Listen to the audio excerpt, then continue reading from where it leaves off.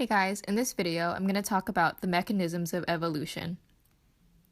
So first of all, evolution is any change in the inherited traits of a population that occurs from one generation to the next. Or we can say, any change in allele frequency from one generation to the next. There are 4 mechanisms of evolution. 1. Mutation. 2. Migration or gene flow. 3. Genetic drift. And 4. Natural selection. So let's look at a hypothetical flower population with a gene that codes for a protein that produces a red color in the petals.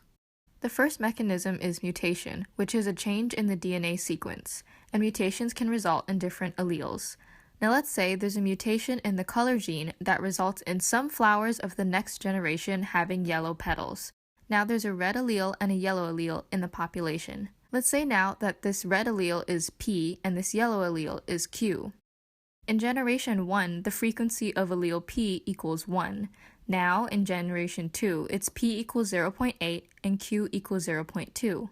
Because the allele frequencies have changed, evolution has occurred. The second mechanism of evolution is migration or gene flow.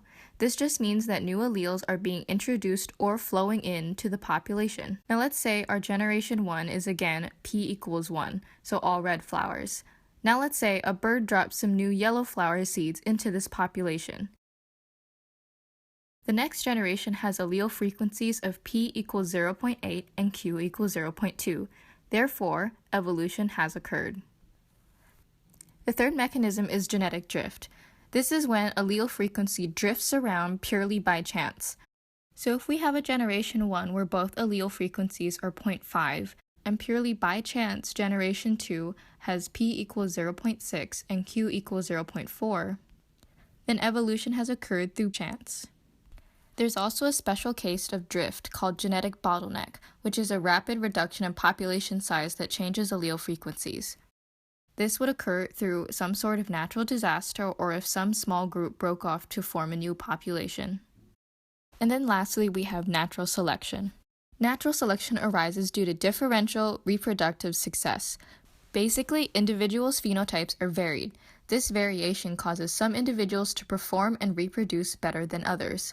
This reproductive success is called fitness. Let's say that butterflies really like the color red and then don't like the color yellow. Butterflies will feed from and pollinate the red flowers, but they'll ignore the yellow flowers.